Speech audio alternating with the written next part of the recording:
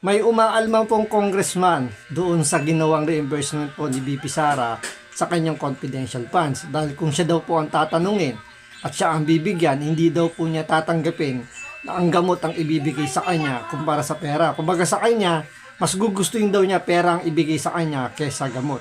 So dito natin makikita kung anong klaseng karakter po itong kongresista na to, na ang sa kanya mas gugustuhin niya yung pera kaysa yung bigyan siya ng in-kind. So walang pinagkaiba to sa mga nanghihingi ng limos, di ba?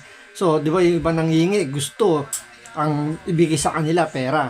Pero dun sa mga nagbibigay, mas gusto nila magbigay ng pagkain, magbigay ng tubig, ng tulong, ng mga ganyan, di ba? Dahil yun, at least, siya mismo yung gagamit nung ibinigay sa kanyang tulong.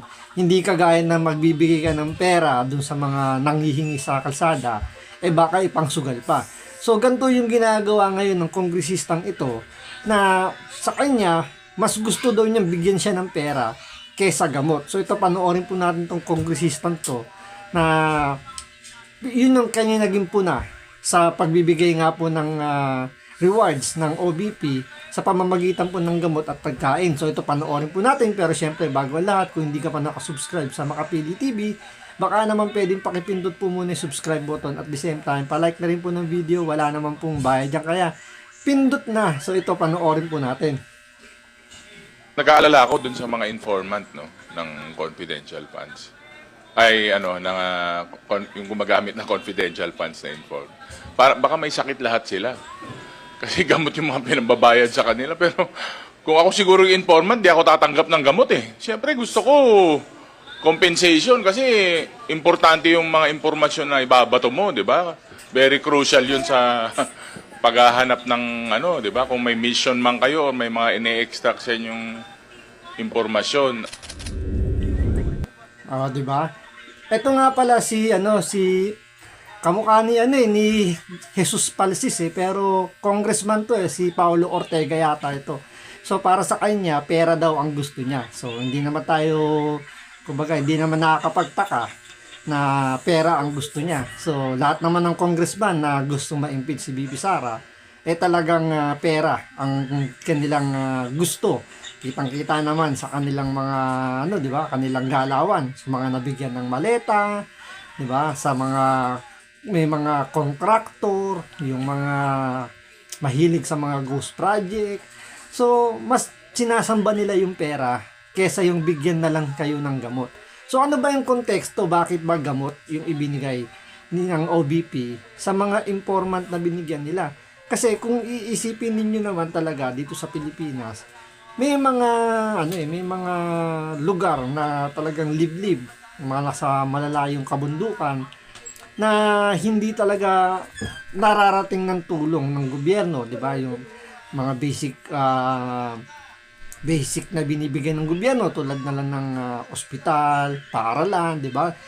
Mapapanood yun naman sa mga documentary na may mga teacher na pumupunta pa sa kumbaga 'di ba, dumadaan ng ilang ilog, bundok para lang makarating sa paaralan. Tapos may mga doktor to the barrio na talagang sinasadya nila yung isang komunidad para lang mabigyan ng tulong.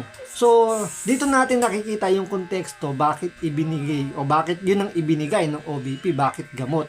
At ito ay patotohanan po ni Senator Robin Padilla. Na alam naman natin, ito si Senator Robin Padilla talaga nag-iikot to sa buong Pilipinas para maabutan po ng tulong yung ating mga kababayan na doon sa mga liblib na lugar na hindi talaga naaabot ng gobyerno, kung hindi talaga pagtutuunan ng pansin. So ito, pakinggan po natin si Senator Robin Padilla kung bakit yung gamot po ang napiling ibigay o pagkain, mga in-kind, kumbaga, ang napiling bigyan ng OBP. Kumbaga, bakit yung mas pinili yon kesa sa pera na lang ang ibigay. So ito, panoorin po natin. Meron lang po ako mga tanong. Maiksi lang po ito. Saan po kayo pinanganak? Sa Nueva Ecija po, Your Honor. Nueva Ecija. Opo. Saan po kayo nakatira ngayon? Sa Manila po. Manila. Saan po kayo nag-aral? Central Luzon State University po, ng accountancy. And then, Saan Arellano po, University ng Juris Doctor po. Okay. Saan po kayo nakaikot na sa bansa natin? Nakaikot na po ba kayo ng Mindanao, sa Bicol? Marami na po akong naikutan. Hindi ko na po maalala lahat, Your Honor. Opo. Kayo po ba ay nakarating na sa BARM? Yes po, Your Honor. Opo. Saan po sa BARM? Sa Sulu? Sa Basilan? Maguindanao? Hindi niyo po matandaan? Hindi Mauubos ko po po yung oras ko. matandaan, Your Honor, kung saan. Bicol po. Nakaikot na po kayo sa Bicol? Yes po, Your Honor. Saan po sa Bicol? Sa Camarines Norte? Sa Camarines Sur po. Sur? Sa Norte, hindi pa po. Hindi ko po maalala kung... Nakaikot na po kayo sa mga bundok. Saan po, Your Honor? Mga bundok. Yes po, Your Honor. Nakita niyo na po ba ang pangangailangan ng mga tao sa malayong lugar? Katulad ng gamot. Katulad po ng pagkain. Wala naman po akong na-observe, Your Honor. Ayun, wala. Hindi po kayo exposed. Exposed po ba kayo sa threat ng terrorism sa bansa natin? Nabalitaan niyo po ba ang ISIS, ang NPA, ang Abu Sayyaf?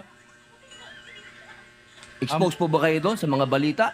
Sa news po, may Sa mga news. napalitaan po ako, Your Honor. Opo. Alam niyo po ba na kung gaano nakagrabe ang terrorism?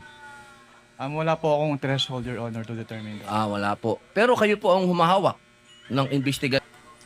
So, yun na po yung pinakasimpleng paliwanag kung bakit po naisip or bakit yun po ang ginawa ng OBP kesa ibigay pera ang ibayad sa mga tumutulong sa kanila sa kanilang confidential funds, sa kanilang confidential activity, mas minabuti nila pera. Gamot at pagkain ang ibigay. Gaya nga ng sinabi ni Senator Robin Padilla, nasa malalayong lugar. Nasa malalayong bundok po nakatira yung mga taong yan. So, kung hindi ka talaga aware, kagaya ng itong auditor na to, at sigurado tayo, itong congressman na sinasabi na ayaw niya ng pera, gamot ang ibibigay sa kanya, malamang, talagang mas gugustuhin mo yung pera dahil hindi mo naman naiintindihan kung ano yung meron sa nangyayari sa Pilipinas, sa terorismo, di ba? So, hindi naman ang mga nagbibigay ng informante sa iyo yung mga yung mga nasa syudad 'di ba? Kasi yung mga nasa syudad wala nang pakialam yan sa sa insurgency natin sa ISIS, Abu Sayyaf. Ang Muslim tinatamaan talaga yung mga nasa liblib na lugar. Tulad na lang dun sa Mindanao, sa BARM, 'di ba? Sa mga pinamumugaran ng NPA. Yan talaga yung hindi nararating ng gobyerno para mabigyan ng tulong.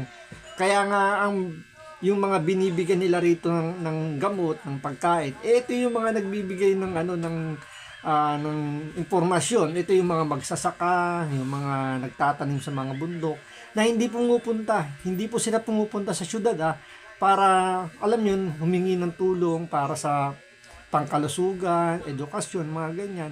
Talagang hindi sila nararating ng gobyerno. Kaya ito ang binigay, o kaya ito yung mas magandang ibigay talaga sa mga nandun sa malalayo dahil nga hindi na nila kailangan pumunta pa sa kapatagan, kumbaga, di ba, yun yung pinakamagandang term pumunta sa kapatagan para lang makakuha ng gamot at ng pagkain. So, yun na po yung ibinibigay na rewards ng OBP para sa mga impormasyon na makukuha nila para labanan itong insurgency natin sa bansa. So, hanggang dito lang po muna. Maraming salamat po sa panonood. Ingat po kayo lagi. God bless.